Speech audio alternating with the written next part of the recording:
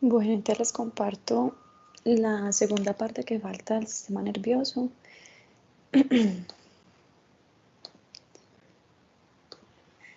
Acuérdense que ya vimos todo lo que era el sistema nervioso periférico, cómo se examina. Yo pongo acá pluma. El sistema nervioso periférico del encéfalo, que son los pares craneales. Pero acuérdense que la médula tiene también un sistema nervioso periférico. Y esos nervios periféricos que salen de la médula se conocen como los nervios espinales o nervios raquídeos. ¿Qué pasa con esos nervios? Ojo, esos nervios son de características mixtas. ¿Y qué quiere decir que sean de características mixtas? Que tienen tanto información motora, que desciende de la corteza y va hacia la periferia para activar el músculo, como lo estamos viendo en este esquema, en esta neurona en verde que se comunica con esta neurona en azul y llega hasta la periferia para activar a un músculo. Y tienen información aferente, que es información que llega desde la periferia, como lo vemos en esta imagen, desde la periferia viajando nuevamente hasta la médula para llegar hasta el sistema nervioso central. Entonces tiene dos tipos de información, estos nervios espinales o raquídeos. Estos nervios espinales o raquídeos, información mixta de tipo aferente sensitiva y eferente motora. Esos pares craneales, estos nervios espinales, nervios periféricos, entonces eso es lo que nos tenemos que centrar cuando vamos a estudiar esos nervios, los componente motor de esos nervios y el componente sensitivo de esos nervios. ¿Listo? Entonces vamos a empezar con el componente motor. Para estudiar el componente motor, primero, cuando un paciente nos consulta por síntomas motores y nosotros sostenemos la leve sospecha de que está relacionado con los nervios, el sistema nervioso que se encarga de regular esos músculos, primero tenemos que definir lo que es la cronicidad. ¿Listo? Esto es lo que venimos repitiendo todo el semestre, hacer una anamnesis completa, preguntar cómo, cuándo, por qué, dónde, a qué hora, todo lo queremos saber. Y entre los ítems que queremos saber es la cronicidad de esos síntomas. Generalmente si son síntomas motores de características agudas, significa que iniciaron antes de 4 semanas. Se clasifican como subagudas, síntomas subagudos los que inician de 4 a 8 semanas, o crónicos los síntomas que inician después o se dan después tardíamente después de 8 semanas. Síntomas agudos están muy relacionados con el accidente cerebrovascular, incluso no es antes de 4 semanas, esos son síntomas que inician en horas y evolucionan en cuestión de pocas horas. El famoso accidente cerebrovascular, el ACV, lo que coloquialmente la gente llama el derrame cerebral, no es un derrame cerebral, sino es un accidente cerebrovascular. Es cuando un área del encéfalo entra en isquemia o necrosis aguda. Síntomas subagudos pueden indicar más como lesiones o procesos debido a infecciones que se están llevando a cabo, inflamación o neoplasias. ¿Listo? Y síntomas que tengan una cronicidad después de más de 8 semanas de evolución, siempre pensemos en procesos degenerativos. Siempre que hablamos de procesos degenerativos, son procesos más que todo autoinmunes, donde el mismo cuerpo está atacando a su mismo cuerpo, donde las neuronas están siendo atacadas y están perdiendo neuronas o se están desmielinizando. Esas son las famosas enfermedades degenerativas del sistema nervioso central, enfermedades desmielinizantes, dentro de muchas otras.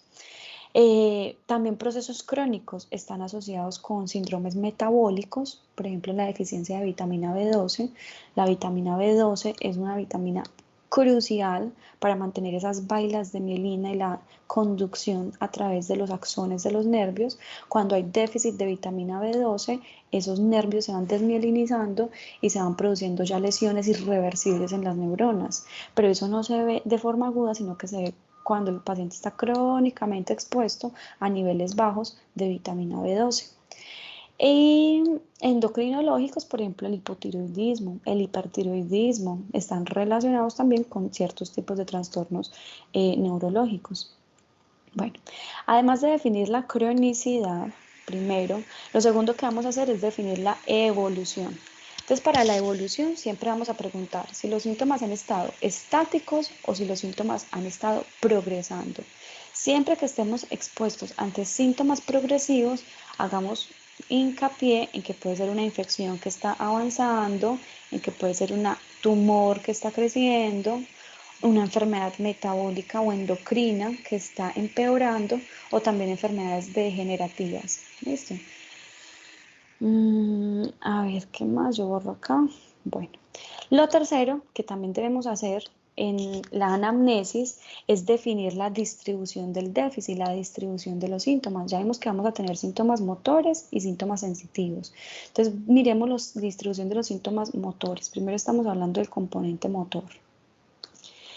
Si el paciente presenta síntomas motores de un hemicuerpo, como lo vemos en este caso, miembro superior derecho y miembro inferior derecho, podemos pensar en lesiones de origen medulares. ¿Listo? Motor. Si estamos hablando del componente motor, la lesión medular va a ser al mismo lado de la lesión o del síntoma donde se esté ocasionando. O también pueden ser lesiones corticales de la corteza del lado contralateral. Yo creo que por neuroanatomía eso queda más que claro, que sabemos que la vía motora se cruza en la decusación piramidal, en el puente no, en el tallo cerebral, en los bulbos raquídeos, a nivel de las pirámides, se cruzan al lado contrario del cuerpo. Entonces, cuando tengan un componente, una distribución de síntomas motores con esta localidad, piensen en que la médula del mismo lado puede estar afectada o que la corteza contralateral puede estar afectada. Cuando tengan compromiso parejo de los miembros inferiores, de ambos miembros inferiores, podemos pensar o que la lesión está en la médula, a ambos lados de la médula, por debajo de los segmentos lumbares, por debajo de las vértebras torácicas y lumbares, T12, L1, o también podemos pensar que la lesión está en la corteza, pero en la cara interna de la corteza, o sea, en la cara mesial de la corteza. Y ya vamos a ver por qué también podemos pensar en la corteza. Y eso hablando de la corteza de un lado como de la corteza del otro lado. O bueno, adelantémonos. ¿Por qué? Porque acuérdense que el homúnculo, todos conocemos ya el homúnculo, cuando se recuesta sobre ese giro, el giro prerolándico, el giro precentral, que es el área 4 de Brodmann, el área encargada del movimiento. Acuérdense que los piecitos y los miembros inferiores están localizados en la cara interna de la corteza. Aquí está una corteza, aquí vendría el otro hemisferio cerebral. Si los dibujara los dos así. Ahí el dibujo me quedó muy feo, pero ustedes me entienden. Entonces, si a diferencia de este paciente, tenemos un paciente así, donde el compromiso involucra un miembro superior de un lado con la hemicara del mismo lado, yo podría sospechar lesiones de la corteza del lado contralateral, pero ya no de la cara interna de esa corteza, vuelvo y borro acá, no esta cara interna que mira la línea media, sino esta cara externa. ¿Listo? Porque en esta cara externa, miren que el homúnculo se recuesta llevando los miembros, extendiendo por toda esa superficie, los miembros superiores, la mano y la cara. Entonces vuelvo y repito, lesiones o infartos cerebrales en toda la línea media comprometen miembros inferiores, lesiones, infartos cerebrales en toda la cara externa compromete cara y miembros superiores, que ahí se ve muy bien en el homúnculo. Esto es como un recorderis anatómico. Listo. Y también hay que, bueno, también si tenemos no solamente el miembro superior y la cara comprometida, sino un hemicuerpo completamente comprometido, pero ojo, que involucra la cara, siempre piensen en lesiones corticales contralaterales. ¿Listo? Y a este nivel, entonces, este paciente tendría una lesión de la corteza tanto por la cara interna como por la cara externa. Creo que queda claro con lo que acabo de explicar. Entonces, primero definimos la cronicidad, aguda, subaguda o crónica. Ya sabemos en qué enfermedades pensar según cada una de las presentaciones clínicas. Segundo, definimos el transcurso de la evolución. Ojo con las enfermedades progresivas. Ojo con las enfermedades progresivas porque es una neoplasia, una inflamación o una enfermedad degenerativa o metabólica. Y tercero, vamos a definir la distribución, porque cuando yo defino la distribución, logro al menos orientarme en si le voy a hacer un examen de columna o si le voy a hacer un examen del cráneo, de una resonancia magnética cerebral, y cuando me salga el resultado de ese examen, al menos ya voy a saber específicamente dónde mirar y no simplemente estar mirando como todo en conjunto, porque la verdad ustedes ya vieron el sistema nervioso, es muy complejo entender todas esas resonancias, entonces cuando nos ubicamos topográficamente ya sabemos qué áreas ir a buscar específicamente en las resonancias y en los exámenes que mandemos. Listo. Este homúnculo creo que queda claro también. Entonces, como estamos hablando de que los nervios controlan a los músculos, para examinar a ese sistema nervioso encargado del control motor, hay que examinar a los músculos. Incluso ya empezamos examinando los músculos y vimos parte de lo que es el examen físico de los músculos cuando vimos el sistema osteomuscular. Vimos que, por ejemplo, a los músculos hay que examinar el trofismo. Empecemos con el trofismo, desglosémoslo un poco más en este módulo. El trofismo hace referencia al volumen de las fibras musculares, o sea, hace referencia a la masa muscular, ¿cierto? Para yo examinar el trofismo como clínico, debo mirar ambas piernas comparativas y esta misma imagen la vimos cuando vimos sistema osteomuscular. Miren que esta pierna contiene una masa muscular aparentemente adecuada, mientras que esta pierna tiene una masa muscular disminuida, miren que está como más flaquita. Esta extremidad, este miembro inferior izquierdo de este paciente presenta una atrofia muscular. ¿Listo?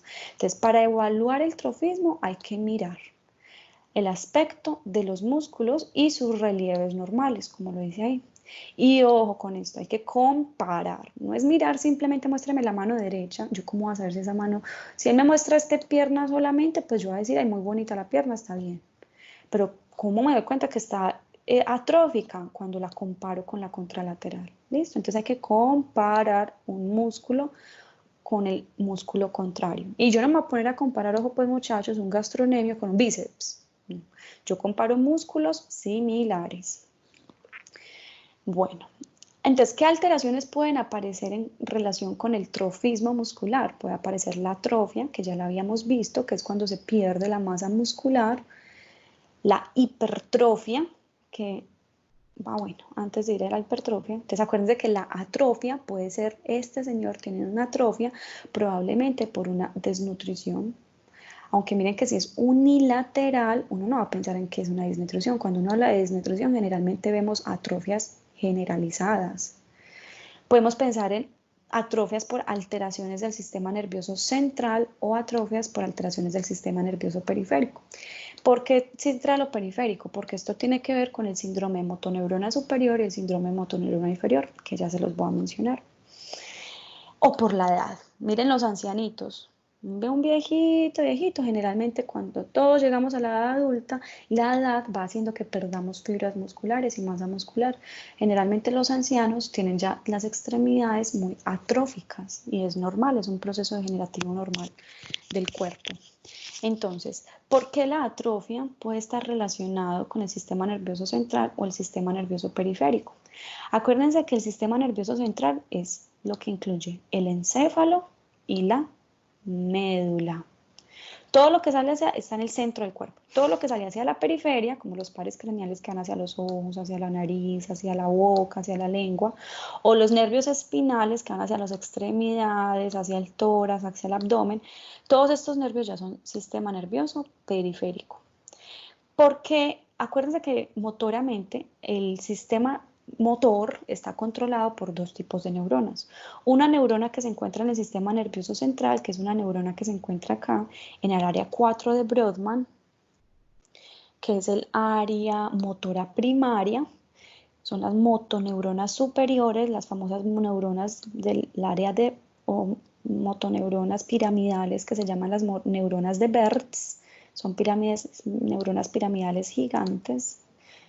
En fin, allá hay neuronas, en esa área 4 hay neuronas que tienen axones que se proyectan hacia la médula, pasando por las pirámides vulvares, cruzándose hacia el lado contrario en la decusación piramidal, ingresando a la médula y descienden por toda la médula hasta llegar a las astas anteriores de la médula y donde hacen sinapsis con una segunda neurona. Entonces, esta primera neurona que quedan a nivel del sistema nervioso central, la vamos a llamar la motoneurona superior, que queda aquí arriba en la corteza, la motoneurona superior.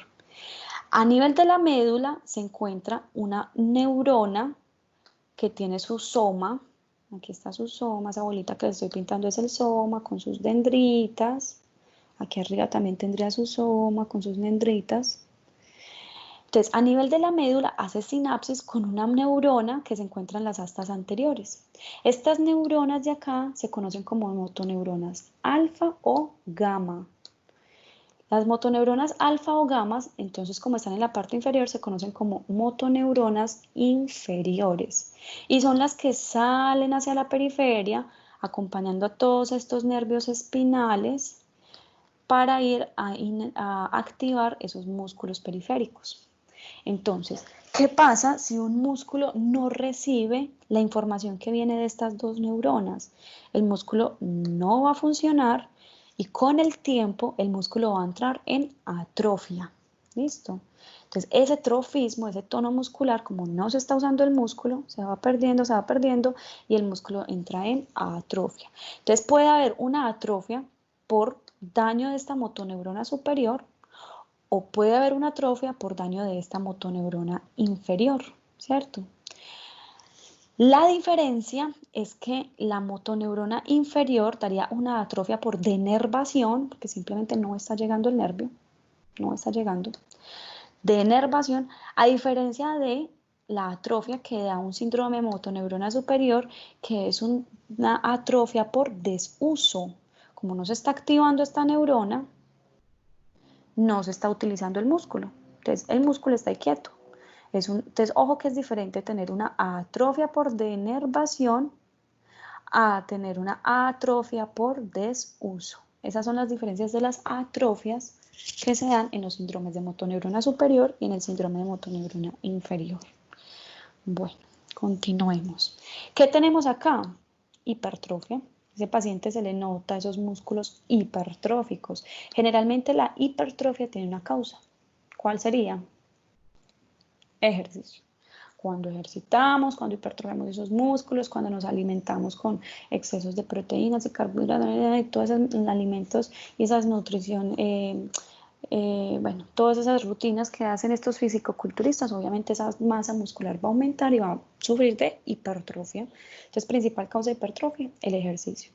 Y ojo que hay otro tipo de hipertrofia, miren, este paciente se le notan esos gastronemios hipertróficos, pero ojo, a este tipo de hipertrofia la llamamos pseudohipertrofia. ¿Por qué pseudohipertrofia? Porque miren que no es generalizado en todo el cuerpo, solamente es localizado en una parte específica. ¿Listo? Esa pseudohipertrofia, muchachos, mucho cuidado con esa pseudohipertrofia cuando la vean. Evalúen en esos pacientes la fuerza muscular. La pseudohipertrofia se caracteriza porque el paciente tiene una gran masa muscular, aumento en las fibras musculares, aumento en la masa muscular, pero con debilidad. Entonces, cuando evalúen la fuerza muscular, probablemente ese paciente se va a estar quejando de debilidad. Las pseudohipertrofias están relacionadas con enfermedades conocidas como las distrofias musculares. Las distrofias musculares son enfermedades genéticas que causan degeneración y debilidad de los músculos. Ya vimos entonces el trofismo, vimos cómo se evaluaba. Y les hablé, acuérdense, lo del síndrome de motoneurona superior y síndrome de motoneurona inferior.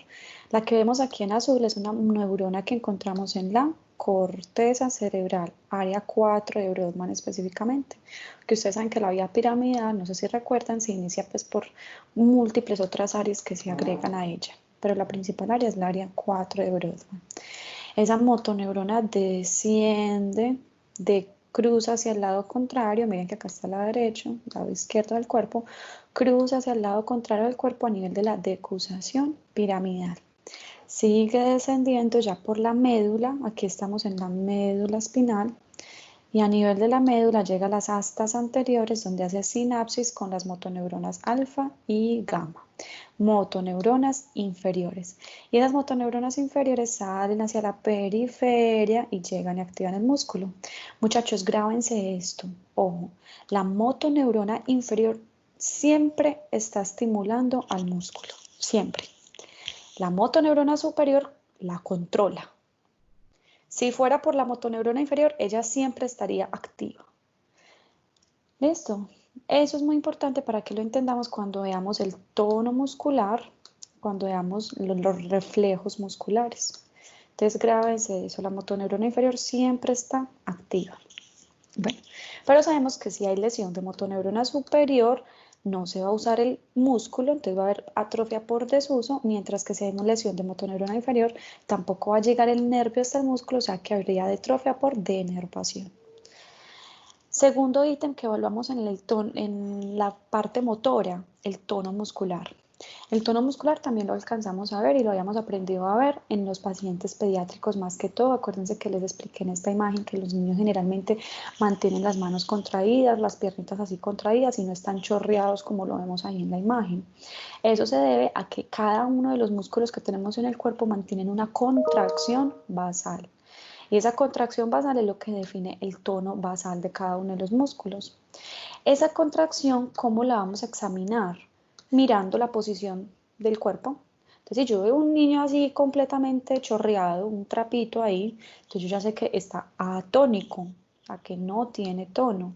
A diferencia, si yo observo este segundo paciente que vemos en esta imagen, miren cómo las manos están completamente contraídas. O sea, solamente observando yo veo que este paciente tiene un aumento en el tono de los flexores de la mano, de todos esos músculos flexores y de los flexores de los dedos. Entonces, primero, ¿cómo examinamos el tono? Evaluando la posición del paciente. Y segundo, evaluando los movimientos pasivos, o sea, los que yo le hago al examinador. Yo me paro, cojo el brazo, por ejemplo, del paciente, el antebrazo del paciente, hago flexo, extensión, flexo, extensión. El paciente en sí debe estar relajado, pero yo a la flexo, extensión a veces puedo sentir si está completamente inhibido, si está completamente atónico, o si a diferencia puede encontrar una flexo extensión un poco forzosa para flexionar y un poco forzosa para extender. Yo ya estaría hablando de un aumento del tono muscular. Entonces, evalúo los movimientos pasivos mirando la resistencia que ponen los músculos hacia estos movimientos que hace el examinador. Bueno, las alteraciones del tono muscular ya sabemos que puede ser atonía, que no tiene tono muscular, como este paciente de aquí arriba, o hipertonía, que es un paciente como este que vemos acá abajo, que tiene aumento del tono muscular. Cuando hay pacientes con hipertonía se puede clasificar los grados de hipertonía y en general pues el tono muscular se puede clasificar. Para esa clasificación tenemos la escala de Ashworth. Van a escuchar mucho hablar de esta escala de Ashworth. Esta es la escala modificada, es un poco más compleja. Hay otra escala que es ahorita la leen, se pongan pausa en el video, miren bien los ítems para que la interioricemos bien. Y esta otra que es un poquito más sencilla, que es la escala de Ashworth, pero no modificada. Esta es pues como la original, la primera que salió. Y esta nos habla entonces del tono muscular. Se clasifica 0 si encontramos un paciente sin aumento del tono muscular. No hay aumento del tono muscular, o sea que podríamos decir que es un paciente normal. 1 es un paciente que presenta un ligero aumento del tono muscular. Ojo, esta escala es muy subjetiva, dependiendo del examinador que le parezca a él. 2, hay un incremento moderado del tono muscular, pero ojo con esto, se logra completar el arco del movimiento, o sea, logro llevar esa extremidad hasta la extensión completa o hasta la flexión completa, dependiendo del movimiento que esté haciendo. 3, puede haber un incremento ya no moderado, miren que este es un incremento ligero, moderado, 3 ya es un incremento marcado, y que además se evidencia porque hay déficit para completar el arco del movimiento. No alcanzamos a llegar hasta la extensión completa y no alcanzamos a llegar hasta la flexión completa. Y en la 4 tenemos una contractura permanente con fijación en flexión o con fijación en extensión. Ni siquiera podemos empezar esos arcos de movimiento. Estos primeros ítems, como les dije, son muy subjetivos. Ya la evaluación de estos arcos de movimientos me permiten hacer la exploración de la contracción muscular, el tono muscular un poco más objetivo. Mucho cuidado, muchachos. El aumento del tono muscular puede, puede, ¿cómo les digo? expresarse o manifestarse de estas dos maneras, o con espasticidad o con rigidez. La hipertonía puede llevar a la espasticidad o a la rigidez, y las dos cosas son completamente diferentes. ¿Qué es la espasticidad? Es el aumento en el tono muscular, es la hipertonía, sí, pero es causada generalmente por accidentes cerebrovasculares. Son causas de síndrome de motoneurona superior. Generalmente afecta a los músculos flexores de los miembros superiores y los músculos extensores de los miembros inferiores. Entonces el paciente, si nos fijamos en los miembros superiores, va a tener el codo flexionado, ¿cierto? Con tendencia a la flexión. Y cuando yo le voy a querer estirar el codo, extender el codo, va a ser muy difícil extendérselo por esa espasticidad que presenta el paciente, ese aumento del tono muscular que presenta el paciente. Cuando estoy más o menos llegando a la mitad del arco de movimiento, ¿qué puede pasar? La extremidad puede soltarse inmediatamente y terminar abruptamente esa extensión. A eso se llama el signo de navaja. Entonces, ojo, los pacientes con espasticidad presentan el signo de navaja. Y ahorita vamos a ver un video donde se simula un signo de navaja y se va a ver muy claro. Entonces, ¿cuál es la diferencia con la rigidez? Miren que la rigidez tiene otras causas. Generalmente son por lesiones de los ganglios basales. Acuérdense que los ganglios basales son unos ganglios que no hacen parte del sistema, de la vía piramidal, de la motoneurona superior. Ellos son del sistema extrapiramidal. Como la enfermedad de Parkinson. En la enfermedad de Parkinson hay una rigidez generalizada de los músculos del cuerpo. ¿Y qué diferencia tienen? Que hay un aumento homogéneo del tono en las extremidades, o sea que puede aumentar tanto los flexores como los extensores. Todos los músculos en general están rígidos. Entonces, el signo característico que se ocurre en estos pacientes se llama el signo de la rueda dentada. Si yo tengo un paciente que tiene el codo flexionado y trato como examinador de extendérselo, voy a ver que ese codo va a extender, pero haciendo como por partes, como saltando sobre una rueda, un tornillo. Ahorita vamos a ver un video para que lo entiendan mejor. Y nuevamente, si yo lo voy a flexionar, va a hacer lo mismo. A eso se llama el signo de la rueda dentada. Entonces, para que me entiendan bien qué es el signo de la navaja y el signo de la rueda dentada, miremos bien estos videos que acá nos aclara mejor. A ver.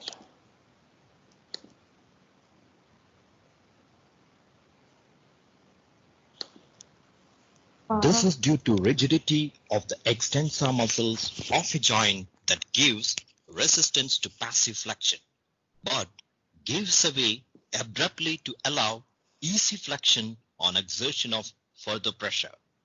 This movement resembles that of a clasp knife.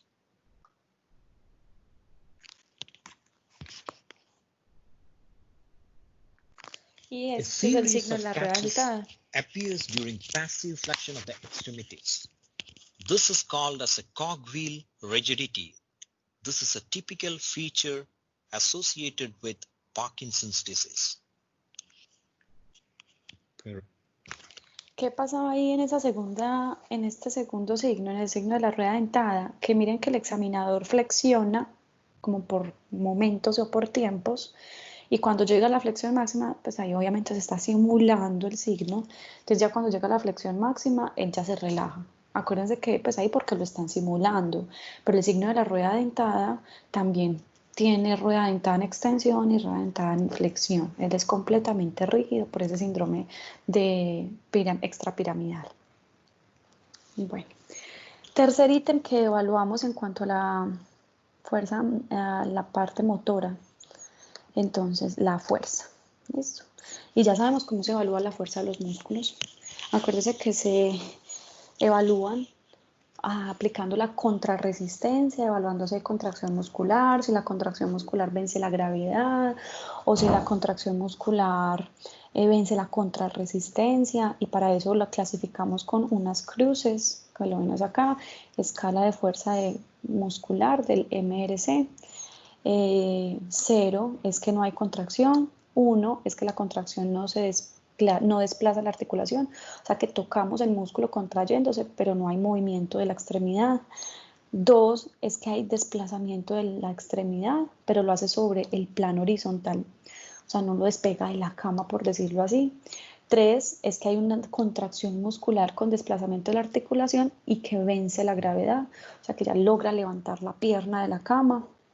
4 es el movimiento que logra vencer la contrarresistencia y 5 es el paciente que tiene movimiento, la fuerza completamente normal.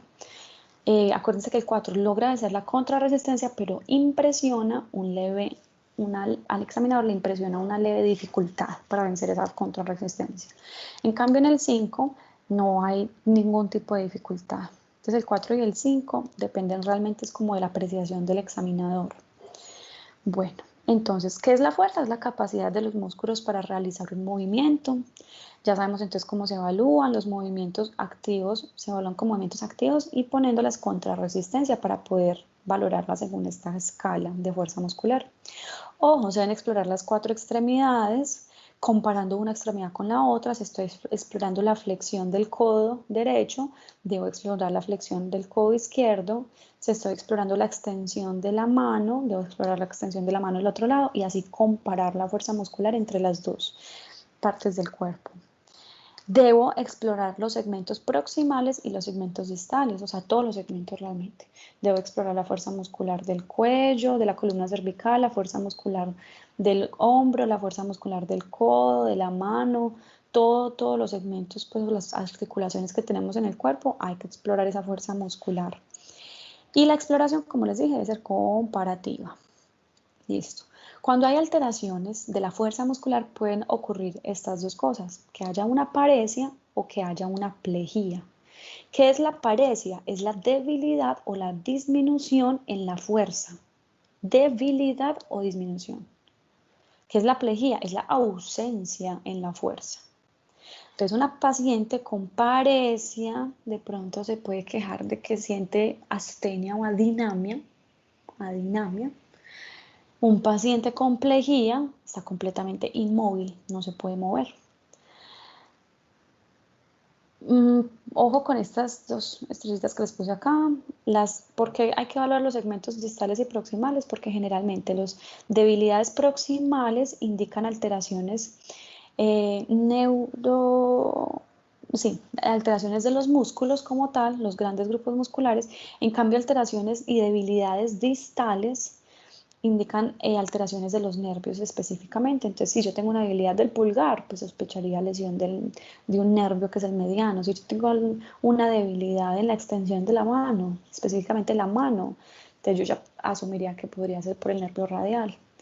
Bueno, entonces, según las extremidades paréticas o plégicas, según las extremidades, yo las puedo denominar de la siguiente manera. Espera un momentico, yo corro esto acá, listo. Cuando hay compromiso de una sola extremidad, paresia o plejía de una sola extremidad, yo lo llamo a eso monoparesia o monoplejía. Un solo miembro generalmente es el afectado. Puede ser un brazo, puede ser una pierna, listo, solamente una extremidad. Cuando yo tengo compromiso de dos extremidades del mismo lado del cuerpo, yo hablo de la ¿listo? Mitad. Hemiplejía o hemiparesia derecha o hemiplejía o hemiparesia izquierda. Cuando yo tengo compromiso de ambas piernas, yo hablo de diplejía o diparesia o paraparesia. Es otro término, paraparesia, más que diparesia. Realmente no he escuchado bien que se diga así. Bueno, cuando tengo compromiso de las 4 extremidades, a eso se denomina tetraparesia o cuadriplegia. También de pronto han escuchado hablar mejor ese término. Afectación de los 4 miembros. Y ya, generalmente eso es así es como se denominan las debilidades en las diferentes extremidades. Bueno, entonces ya saben que valorar la fuerza muscular, si de pronto esta escala es un poco dudosa, hay 2 pruebas o hay 2 maniobras, muchachos, muy usadas, que son la maniobra de Barré-Mingasini. Y estas maniobras me hablan de debilidades de las extremidades de pronto ocultas que no son tan evidentes para el examinador. Son pruebas extremadamente sencillas. Entonces, ¿qué hacemos? Paramos al paciente de frente y le decimos que extienda las manos. Ojo, pero que la palma de la mano esté mirando hacia arriba, o sea, que esté en supinación.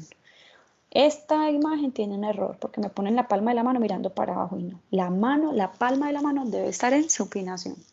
Háganlo con sus papás, sus mamás, sus hermanos, vayan allá, díganle, le estire las manos, pónganlas en supinación, las dos deben estar estiradas al mismo nivel. Una mano no puede estar más baja que la otra, ¿listo? Entre las dos al mismo nivel. E inmediatamente tengan la mano así, le dicen al paciente, cierre los ojos. Y ustedes observan por un corto tiempo las manos. Si el paciente con los ojos cerrados mantiene las dos manos a la misma altura, el paciente está bien. Pero si con los ojos cerrados una de las dos manos empieza a caer lentamente y empieza a pronar lentamente, esa mano está teniendo una paresia, una debilidad. Si un paciente, ojo con esta estrellita, vuelvo, les pongo estrellita grande acá, si un paciente deja caer aparatosamente o abruptamente la mano sin pronar, se le cae simplemente a la camilla, a la pierna, pues, o se le cae del todo sin pronarla, eso puede significar que el paciente está simulando que no tiene fuerza muscular en ese brazo. Bueno, y la maniobra, esa es la maniobra de Barré, si no estoy mal. La maniobra de Mingazzini evalúa la paresia o la plejía en los miembros inferiores. Entonces el paciente se coloca de cúbito prono, mirando boca abajo como lo vemos acá, se flexiona la rodilla 90 grados, se ponen los dos pies al mismo nivel y se le dice que cierre los ojos o que mantenga las piernas así. Y vamos a ver si de pronto una de las dos piernas cae más que la otra, sería una maniobra de Mingazzini positiva. O se puede hacer con el paciente en decúbito supino. Se flexiona la cadera y se flexiona la rodilla. Tienen que estar al mismo nivel la una con la otra. Si una pierna cae más que la otra, puede significar debilidad muscular. Entonces son dos maniobras que nos pueden ayudar mucho para evaluar la debilidad muscular. Bueno, ¿qué más hay que evaluar de la parte motora? Hay que palpar los músculos, eso ya lo vimos. A la palpación dolorosa de los músculos puede ser de dos tipos, puede ser difusa, una palpación dolorosa difusa o una palpación dolorosa localizada. Cuando hablamos de dolores musculares difusos, siempre pensemos en fibromialgia. Cuando hablemos de dolores musculares localizados, pensemos en se me da el nombre, bueno, ya ustedes lo dijeron, me imagino. Y también hay que inspeccionar los músculos. Vamos a ver si este video reproduce.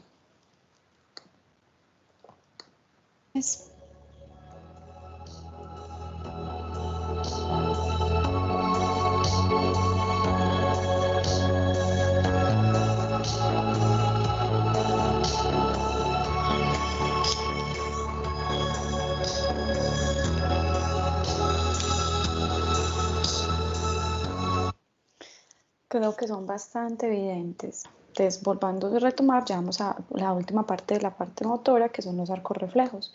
Los arcos reflejos, acuérdense que nosotros en la motoneurona inferior, esta que estamos viendo acá, que sale hacia la periferia y que activa el músculo, puede ser estimulada por unas interneuronas que quedan en la médula. Y no necesariamente la sensibilidad tiene que subir hasta la corteza, para informar a la corteza que algo está pasando periféricamente, para después tener que volver a bajar por la vía piramidal y activar esta neurona. Perderíamos mucho tiempo dando toda esta vuelta, subiendo hasta la corteza y volviendo a bajar. Entonces, por eso existen estas interneuronas, que lo que hacen las interneuronas es que conectan a nivel de la médula la neurona pseudounipolar, que es la neurona sensitiva. Entonces miren que esta neurona que tenemos ahí en azul está captando un estímulo sensitivo térmico, se está quemando, y esta neurona le comunica a la interneurona para que ella inmediatamente le exija a la motoneurona que retire la extremidad contrayendo los músculos. A eso lo llamamos el arco reflejo. ¿Listo? Acuérdense que los arcos reflejos hay diferentes formas de estimularlos. Se pueden estimular por la piel, pellizcando la piel, quemando la piel, tocando suavemente la piel, incluso se pueden estimular arcos reflejos. Son generalmente arcos que protegen, buscan proteger la extremidad. Pero también se puede estimular profundamente tocando los huesos o tocando los tendones, que ya son tejidos profundos. Entonces hay arcos reflejos que vamos a ver que son superficiales o arcos reflejos tendinosos a nivel de los tendones, y hay otros arcos reflejos que vamos a ver que son cutáneos, los reflejos cutáneos. Entonces hay dos tipos de reflejos, los reflejos tendinosos y los reflejos cutáneos. Vamos a ver uno por uno. Entonces los reflejos, el arco reflejo, pues para evaluarlo lo hacemos con esto, con un martillo. Hay varios martillos de reflejos, están unos triangulares, ellos simplemente cambian en la cabecita, no son pues dolorosos, hay que saberlos manipular para saber cómo movilizarlos. Se evalúa antes usando el martillo de reflejos y percutiendo en el tendón del músculo cerca de su inserción o estimulando el área de la piel, ya viendo los reflejos cutáneos que vamos a ver al final. El paciente debe estar tranquilo, ojo con esto, el paciente tiene que estar completamente relajado, porque él si está tensionado y está contrayendo los músculos no nos va a permitir hacer un arco reflejo. Entonces vamos a ver unas maniobras que nos ayudan a tranquilizar a ese paciente. Bueno, tiene que estar tranquilo y relajado y el músculo debe estar en posición neutra y sin contracción. El músculo tiene que estar completamente relajado. Cuando aplicamos los arcos reflejos podemos encontrar estas alteraciones, o que el paciente esté normorefléxico, que sería lo ideal, o que tenga una hiperreflexia o que tenga una hiporreflexia. Hiporreflexia es que la extremidad casi no se mueve, hiperreflexia es un aumento exagerado en el movimiento de la extremidad. O lo otro que podemos encontrar es un clonus, que ya vamos a ver qué es un clonus, ahí está un video donde se los muestro. Ojo, y estrellita en esto. En las lesiones cerebelosas del cerebelo se pueden producir reflejos de características pendulares, ya que no se frenan los movimientos y las extremidades siguen oscilando. Generalmente el arcorreflejo, después de que uno estimula un músculo, ese músculo lleva una contracción, pero después de la contracción se va agotando hasta que el músculo vuelve y para de moverse. Reflejos pendulares son reflejos que se continúan y se dan por enfermedades cerebelosas. Entonces, ¿qué reflejos tenemos? Ya les dije, hay de dos tipos, reflejos cutáneos y reflejos tendinosos. Vamos a ver primero los reflejos tendinosos. Está el reflejo bicipital, que es un reflejo en el cual se estimula el tendón del bíceps, se apoya, se flexiona el codo y se apoya el antebrazo del paciente sobre el antebrazo del examinador. Se puede poner el pulgar para palpar, pálpense ustedes ahí adelante el tendón del bíceps, miren que se siente muy bien, es muy fácil de palpar ese tendón y con el pulgar posicionado sobre el tendón vamos a percutir sobre el pulgar, ¿listo? La idea es percutir sobre el pulgar para poder saber dónde está el tendón y que estoy percutiendo es sobre el tendón. ¿Qué respuesta debo yo esperar? Si yo estoy percutiendo el tendón del bíceps, ese tendón del bíceps va a informar a la médula y la médula va a responder con un nervio que se llama el nervio musculocutáneo, que va a llegar al bíceps y va a activar el bíceps. Y ya sabemos que el bíceps es un músculo que se encarga de la contracción y de la flexión del codo, o sea que la respuesta esperada es una flexión, una leve flexión del codo. Bueno, y estamos evaluando, entonces esperamos esta respuesta y estaríamos evaluando el nervio musculocutáneo como se los dije. Como este nervio, esta neurona llegó hasta la médula y regresó desde la médula, el segmento de la médula correspondiente a donde llegó este reflejo es C5 y C6. Entonces, por eso estos reflejos son muy importantes cuando pensamos que los pacientes tienen traumas raquimedulares, porque ante los traumas raquimedulares o los traumas pues, de la médula, yo con estos reflejos al menos puedo ir sabiendo qué segmentos de la columna vertebral están preservados, están sin alteraciones. Siguiente reflejo, el reflejo tricipital. El reflejo tricipital, posicionamos al paciente en esta postura. Miren que separamos el hombro de la línea media del cuerpo, abducimos el brazo, flexio y dejamos colgando el antebrazo. Que si el paciente cuelgue el antebrazo, señor, relaje ese antebrazo colgado. Ese antebrazo tiene que estar completamente relajado. Y vamos a percutir, también miren que ponemos con el pulgar, palpamos el tendón del tríceps, que queda más o menos a 2 centímetros por encima del olecrano, 2 centímetros por encima del olecrano, ponemos el pulgar ahí y percutimos nuevamente sobre nuestro pulgar. Ojo, estas percusiones también pueden ser directamente sobre la piel. No hay necesidad de tener el pulgar pues ahí interpuesto. De pronto es un poco más cómodo porque el pulgar nos ayuda a palpar y a mirar bien dónde percutir, pero no es 100% pues necesario. ¿Qué respuesta estamos esperando cuando estimulamos a este tendón? Entonces, que la neurona vaya hasta la médula, la que sensó ese golpe, vaya hasta la médula, ¿hasta qué segmentos de la médula? C6 y C8, y C7, perdón, C6, C7 y C8, y que después el nervio radial, perdón, salga de la médula y contraiga el músculo tríceps. Al contraerse el músculo tríceps, el reflejo esperado va a ser una extensión del codo, y por ende el nervio examinado va a ser el nervio radial. Reflejo estilo radial. El reflejo estilo radial me evalúa el músculo braquiorradial o supinador largo o músculo húmero estilo radial. No sé cómo se los habrán enseñado en anatomía, ese músculo tiene muchos nombres. Ese músculo lo que hace es que llega y se inserta en la apófisis estiloides del radio. Entonces lo que hacemos es que tocamos esa apófisis estiloides también como 1 o 2 centímetros por debajo de la apófisis estiloides, posicionamos el pulgar y percutimos sobre el pulgar o directamente ahí en el tendón de ese músculo. La respuesta esperada es evidenciar una flexión del codo y también una flexión de la mano. Codo y mano, los dos se deben flexionar. Y también, como ese músculo que estamos estimulando es el supinador largo, o sea que es un músculo que se encarga de supinar, también debemos esperar una leve supinación. Estaríamos examinando el nervio radial y los segmentos medulares de C5 y C6. Reflejo rotuliano, entonces es un reflejo que aplicamos sobre el tendón patelar. De hecho ya no debería llamarse reflejo rotuliano, sino reflejo patelar. Voy a cambiar eso de ahí. Es un reflejo que aplicamos sobre este tendón, que es el tendón patelar. Podemos percutir directamente ese tendón. El paciente debe estar sentado en la camilla con las piernas colgando de la camilla, completamente relajado, no puede estar ejerciendo fuerza sobre los miembros inferiores. A veces el paciente se tensiona mucho, entonces lo que podemos hacer es esto, la maniobra de Jędrczyk, no sabría cómo se explica bien, pero uno le dice al paciente, me vas a hacer esto con las manos, cógeme las manos de esta manera y jala fuerte, fuerte, fuerte. Mientras el paciente está haciendo eso, él piensa que estamos examinando algo del miembro superior. Y mientras él hace eso, aprovechamos y aplicamos el reflejo patelar. Y entonces él distrae su atención, la centra en otra maniobra y así nos va a permitir relajar ese cuádriceps para poder evaluar ese tendón rotuliano, ese reflejo rotuliano.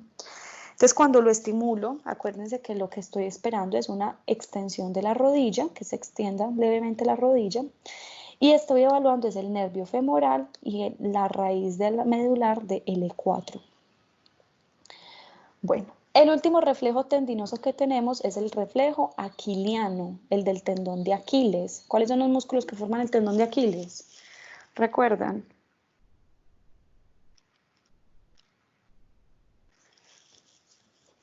Tendón de Aquiles está el sóleo, gastrocnemius y el plantar largo. Son 3 músculos, son los músculos famosos del tríceps sural. Esos 3 músculos vienen entonces de la región de la pantorrilla, se insertan acá en la tuberosidad calcánea y aquí atrás en toda la parte posterior y superior del talón podemos palpar ese tendón de Aquiles o tendón calcáneo también se puede llamar, o tendón del tríceps sural. Percutimos directamente o también podemos percutir poniendo el pie. Al paciente hay que arrodillarlo, dejando las piernas y el pie como sobresaliendo de la camilla, o lo podemos sentar y con esta mano, miren lo que está haciendo este examinador, esto sirve mucho, con esta mano llevar la planta del pie en dorsiflexión, no del todo, pero hacer una leve dorsiflexión, mientras percutimos con el martillo de reflejos aquí atrás en el tendón de Aquiles. ¿Qué respuesta debemos esperar? Una plantiflexión. Que acuérdense que los gastronemios son los principales plantiflexores. A ver, yo borro acá, ¿cómo es?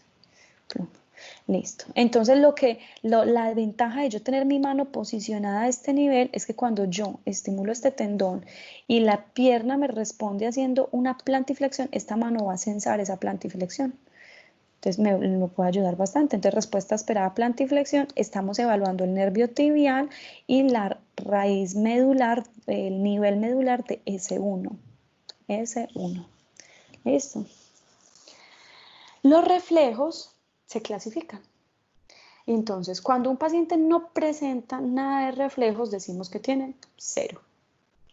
Está el reflejo completamente ausente. Y a eso lo denominamos arreflexia. Ni siquiera se palpa una contracción muscular. Una cruz significa que el paciente tiene hiporreflexia. O sea que cuando vamos a poner en la historia clínica los reflejos del paciente, lo ideal es poner esto. Paciente quien presenta al examen del reflejo rotuliano, 2 cruces. Paciente quien refiere o presenta al reflejo aquiliano, 1 cruz o 0 cruces. ¿Listo? Entonces se constata en la historia clínica con cruces. Lo ideal es poner 2 cruces, que es lo normal. Es un reflejo activo con desplazamiento de la parte accionada por el músculo, o sea, se desplaza.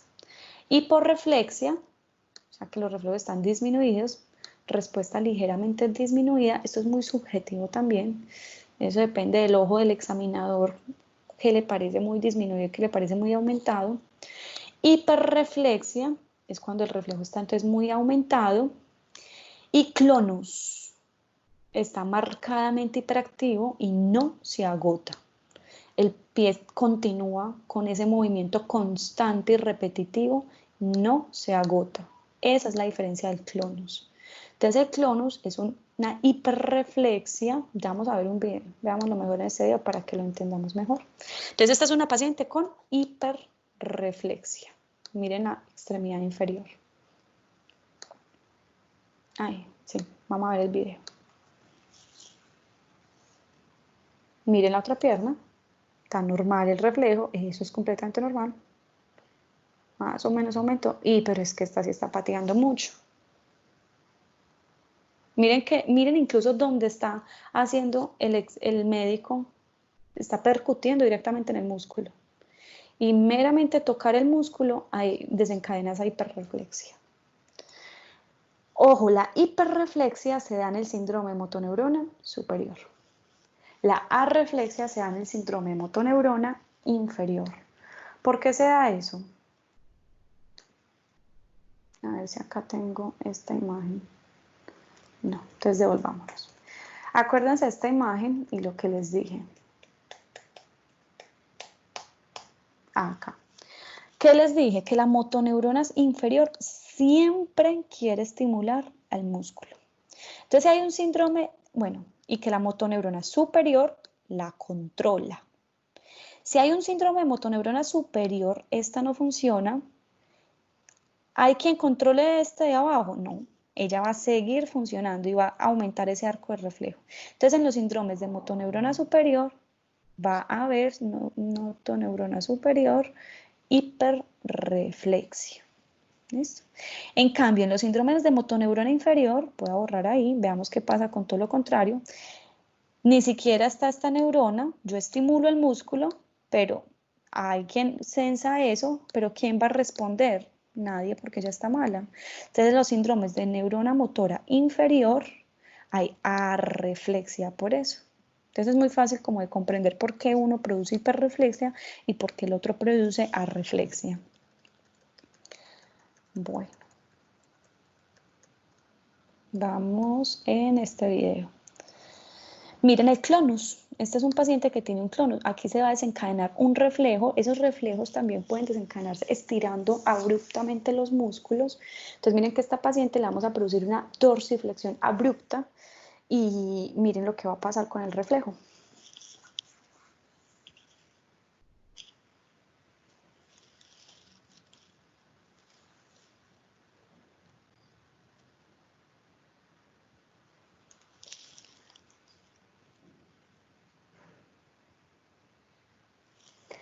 se mantiene y no se agota. Eso es un clonus. Muy fácil de examinar. Bueno, reflejos cutáneos. Los clonus, muchachos, son más generalmente por extrapiramidalismos, síndromes extrapiramidales, aunque también se pueden ver en síndromes de motoneuronas, pero de las causas principales son por síndromes de sistema extrapiramidal, o sea, de los ganglios de la base. Los reflejos cutáneos. ¿Qué pasa con los reflejos cutáneos? Entonces hay estos tipos. Los primeros son los cutáneos abdominales. Lo que hacemos es que dividimos el abdomen en 4 cuadrantes, así como lo acabo de hacer de acá. Y se debe estimular cada uno de los cuadrantes con un objeto romo, como lo está haciendo esta señora acá. Se puede hacer con un lapicero, se puede hacer con la uña, como quieran. No es estimularlo fuerte, pues, y rayar al paciente. La estimulación debe ser... A ver, yo borro ahí, debe ser muy, muy superficial, muy suave, como haciéndole cosquillitas, medio rozando la piel del paciente. Y debe ser una estimulación desde la periferia hacia el ombligo. Entonces yo pongo mi objeto acá y toco desde la periferia hacia el ombligo. Desde la periferia hacia el ombligo. ¿Cuál es el reflejo esperado? Que el ombligo se contraiga hacia el lado estimulado, que haga lo que están haciendo las flechitas negras. Esos reflejos son también muy sutiles de ver, entonces lo que hacemos es que comparamos los de un lado con los del otro. Si el ombligo se movió más para un lado que para el otro, si no se movió simétricamente, podemos hablar de que de pronto hay alguna debilidad de estos nervios. ¿Por qué? Entonces leamos ahí.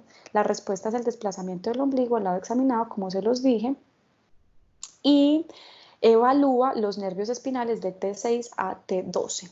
Entonces, si hay alguna alteración, probablemente alguno de esos niveles medulares tenga alguna afección. Otro reflejo cutáneo, reflejo cremastérico, muchos ya lo conocen, ¿cierto?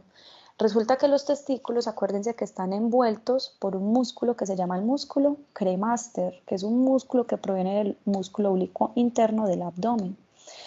O sea que el oblicuo interno del abdomen comparte la misma inervación que ese músculo cremaster. Y ese músculo oblicuo interno del abdomen también da fibras sensitivas hacia la cara interna del muslo. ¿Qué pasa entonces cuando se toca la cara interna del muslo? Se estimula ese nervio, viaja hasta la médula y después responde estimulando el músculo. ¿Dónde queda el músculo? En el abdomen y en el testículo. ¿Qué respuesta se esperaría con ese reflejo cremastérico? El ascenso del testículo. Como se contrae ese músculo cremaster, ¿qué pasa con el testículo? El testículo asciende ipsilateralmente. Entonces yo estimulo el muslo derecho y veo un ascenso testicular derecho y puedo estimular el muslo izquierdo para ver un ascenso testicular izquierdo.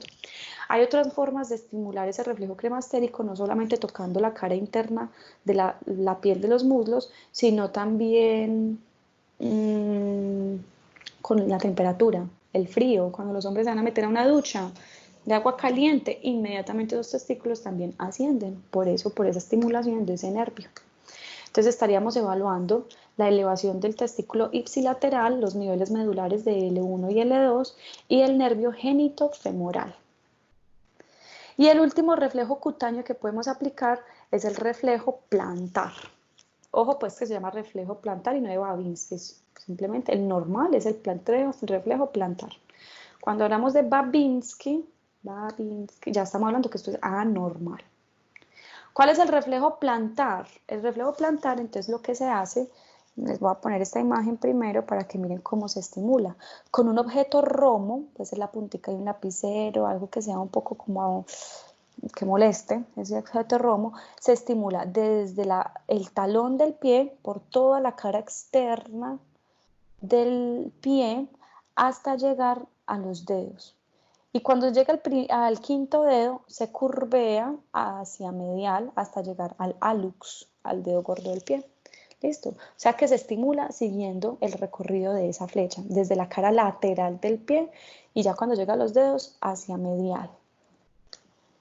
La respuesta esperada, háganlo allá en su casa, háganselo a los papás y eso, y en la respuesta esperada van a ver que inmediatamente el paciente va a flexionar los dedos. ¿Listo? Ese es un reflejo plantar normal. Entonces, paciente con reflejo plantar normal. ¿Qué estamos examinando ahí? La respuesta a la flexión de los dedos, estamos evaluando la motoneurona superior. La verdad, ¿cómo es que se hace el reflejo? No he entendido yo. Pero ya saben que el reflejo plantar evalúa la motoneurona superior. Cuando se daña esa motoneurona superior, entonces, y uno estimula el reflejo plantar, aparece una respuesta completamente contraria. Aparece una hiperextensión del pulgar y los dedos se también hiperextienden y se abren en abanico. Esto, cuando se da la dilisión del motoneurona superior y en la planta del pie se da este fenómeno contrario, a eso lo llamamos el reflejo de Babinski. Reflejo de Babinski. Este de los reflejos sucedáneos no se los voy a dar. Bueno, de eso estos semestres pues se los perdono, la verdad no es que igual que sean tan importantes. Sigamos. Evaluación sensitiva. Entonces, para la evaluación del sistema nervioso sensitivo, todos estos nervios periféricos y su componente sensitivo, se dice que es la parte más subjetiva del examen neurológico por parte del examinador, ya vamos a ver por qué. Hay que evaluarlo también de forma comparativa. Entonces, si yo evalúo la sensibilidad de una mano, tengo que evaluar la sensibilidad inmediatamente de la otra mano. De la rodilla, de la otra rodilla. Bueno, y siempre hay que hacerlo con los ojos cerrados. Ojos cerrados. Ya vamos a ver por qué. Los hallazgos asimétricos indican anormalidad. Como es algo completamente subjetivo, señor, siente. Sí, siento mucho, siento poquito. No, ¿cómo va a saber qué es mucho, qué es poquito? No. Entonces, si el paciente siente, uno lo que hace es que, señor, ¿siente más en el lado derecho o siente más en el lado izquierdo? Uno compara los dos lados del cuerpo. Y el paciente, comparando los dos lados del cuerpo, te va a responder, ah, no, siento igual los dos lados del cuerpo. O siento más un lado del cuerpo o siento menos el otro lado del cuerpo. Se debe evaluar todo el cuerpo. ¿Listo? Ya vamos a ver cómo lo hacemos. ¿Qué síntomas pueden desencadenar las alteraciones sensitivas? Entonces están, por ejemplo, las parestesias. Las parestesias son sensaciones de hormigueo que aparecen de una manera espontánea sin estímulo táctil. Todo el mundo se ha quedado como recostado sobre el codo, mal acostado sobre la mano e inmediatamente uno siente como se llena de hormiguitas esa mano. Eso se llama parestesia, sensación de hormigueo. No produce dolor, es incómodo, pero no produce dolor. Las disestesias, o con las disestesias, son también sensaciones anormales, pero ya empiezan a ser desagradables. Ya el paciente no soporta esa sensación. No tienen como alguna especificación, o sea, que es como si fueran hormiguitas o como si fueran punzas. No, simplemente es raro, es un dolor raro. Es un dolor que no puede denominarse bien, es completamente anormal. La hiperestesia es la sensación aumentada con el tacto. La hiperalgesia es la respuesta exagerada al dolor.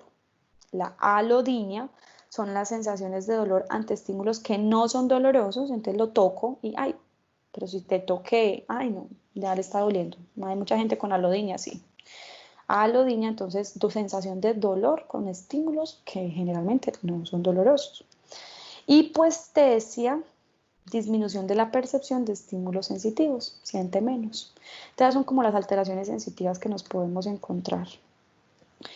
La sensibilidad, hay que evaluar tres tipos de sensibilidades que tenemos. La sensibilidad superficial, la sensibilidad profunda y la sensibilidad cortical. ¿Listo?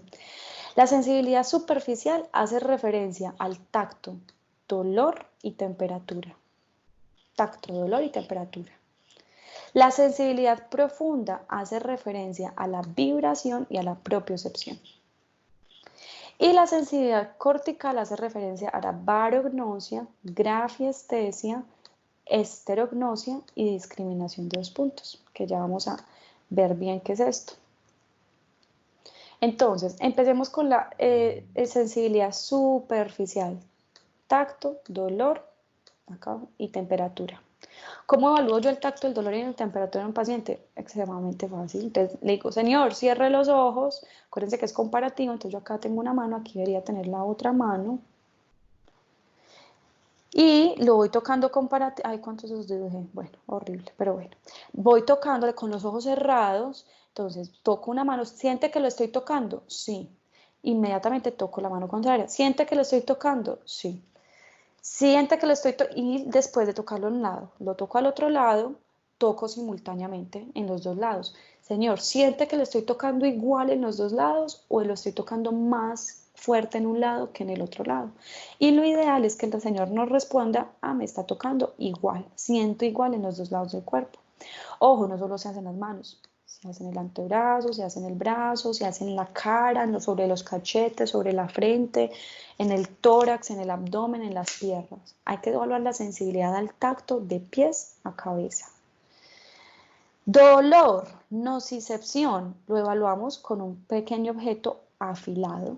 No lo vamos a chuzar, pues, pero si nos conseguimos algo que, una aretica chuza, por ejemplo, y simplemente le decimos si siente que lo estamos chuzando, literal. Señor, cierra los ojos, lo palpé ahí, lo toqué ahí. ¿Qué sintió? Ay, sentí que me chuzó. Listo, tiene la sensación de la nocicepción conservada. Y lo mismo, lo evaluamos en el lado contrario y de pies a cabezas. Y la temperatura, pues se dice que se debe evaluar con 2 tubos de ensayo. Pues realmente no se utilizan los tubos de ensayo, pero uno busca algo caliente, algo frío. Si uno tiene el celular caliente de tanto chatear y él ya se le calentó el celular, pues entonces póngale el celular y diga, señor, ¿qué siente? ¿Lo siente caliente o lo siente frío? En un lado del cuerpo y después comparativamente en el otro lado del cuerpo. O uno puede pedir pues un cubo de hielo en la cafetería, o uno puede pedir unas bolsas de salino congeladas o calentadas en el microondas y se evalúa. Evaluar tacto, olor y temperatura es extremadamente fácil. ¿Listo? Esa es la sensibilidad superficial, tacto, olor y temperatura. Vamos con la sensibilidad profunda. Para la sensibilidad profunda, lo que hacemos es que evaluamos la vibración y la propiocepción. ¿Qué aparatico utilizamos que vibra? El diapasón. Entonces el diapasón nos va a servir para esto. Ponemos el diapasón a vibrar, señor, obviamente, señor, cierre los ojos y la vibración se debe evaluar en las partes distales de las extremidades. Entonces lo ponemos generalmente en la punta del dedo, el diapasón sobre la punta del dedo o en las articulaciones interfalángicas o en la articulación de la muñeca, el escafoides, el pisiforme, se puede poner en cualquiera de esas regiones. Y se le pregunta al paciente si siente que vibra. Una vez el paciente siente la vibración, lo que hacemos es que esperamos hasta que culmine la sensación de vibración. Cuando el paciente dice ya no siento que está vibrando, lo comparamos con los dedos del examinador. Si el examinador siente que todavía está vibrando, probablemente el paciente tenga alguna alteración. Si el paciente de pronto también nos dice, otra forma de examinarlo es poner a vibrar ese diapasón, posicionarlo sobre el dedo del paciente y esperar. Cuando se cese la vibración y el paciente diga, ya no lo siento más, lo cambiamos al lado contrario del cuerpo, en el mismo punto. Entonces aquí lo puse en el dedo medio, inmediatamente lo llevo a la mano contraria, dedo medio de la mano contraria. Y le digo, ¿sienten esta mano? La idea es que me diga que no. La idea es que las dos extremidades estén sintiendo de igual intensidad la vibración. Bueno, y la propiocepción se evalúa muy fácil. No, bueno, acá no tengo imágenes de la propiocepción, pero es muy fácil porque ya sabemos que la propiocepción es cómo se ubica el cuerpo en el espacio. Entonces lo que uno hace, imposible que no tenga imagen. No. Entonces, lo que uno hace es que uno le coge un dedo al paciente y se lo lleva hacia arriba o hacia abajo, hacia arriba o hacia abajo. Y uno simplemente le dice al paciente, ¿qué dedo te estoy tocando? Me está tocando el dedo gordo. ¿De qué mano? De la mano derecha. Muy bien. ¿Y hacia dónde estoy llevando este dedo? ¿Arriba o abajo? Hacia abajo. Listo. Esas son como las preguntas grandes que se hacen. ¿Qué otro dedo te estoy tocando? Me está tocando el dedo meñique del pie izquierdo. Muy bien. ¿Y hacia dónde estoy llevando el dedo? ¿Hacia arriba o hacia abajo? Maniobra es fácil para evaluar la propiocepción. Y por último, evaluamos la sensibilidad cortical. En la sensibilidad cortical, aquí por ejemplo estamos evaluando la esterognosia. ¿Qué es la esterognosia? Es la capacidad de saber qué estoy tocando con mis manos, de discriminar objetos con el tacto, con los ojos cerrados. O sea, la capacidad de discriminar los objetos con el tacto. Si yo a ustedes les pongo un celular en la mano, sin tener que mirar qué les puse en la mano, ustedes ya saben por el tacto que eso es un celular. Les pongo una moneda, con el tacto no sabe qué es una moneda. Una llave, con el tacto no sabe qué es una llave. A eso lo denominamos esterognosia. Y se examina entonces muy fácil. Grafiestesia. Dibujamos sobre la palma de la mano algo. Generalmente se recomienda que se dibujen números. ¿Listo? Entonces aquí le estamos dibujando el número 6. La paciente debe tener la capacidad de interpretar en la corteza cuáles son los movimientos y que esos movimientos me están configurando un número, que ese número es el número 6. A eso lo llamamos grafiestesia. Barognosia es la capacidad de discriminar el peso de los objetos. Entonces, mire, cierra los ojos, esta paciente tiene los ojos cerrados. En una mano le ponemos una cartuchera, en otra mano le ponemos el libro y ella nos debe decir cuál de los dos es más pesado. Barognosia. Y por último, la corteza es capaz de discriminarlos, el tacto en 2 puntos, discriminación de 2 puntos. Si yo toco al paciente, o la mente, señor, cierre los ojos. Eso pues que todas estas maneras son con los ojos cerrados. Señor, cierre los ojos. Toco simultáneamente a la misma vez en 2 puntos diferentes. ¿Cuántas veces siente que lo estoy tocando? 2. Muy bien. La idea es que a una distancia más de 4 centímetros sienta que lo están tocando 2 veces. Si ustedes disminuyen esa distancia de menos de 4 centímetros y hagan el ejemplo en la casa, el ensayo en la casa, una distancia menor de 4 centímetros, así ustedes lo toquen 2 veces, el paciente va a decir que lo está sintiendo, que toca una sola vez. Y eso es normal, eso no es patológico. Entonces, ojo que la distancia ideal debe ser a más de 4 centímetros.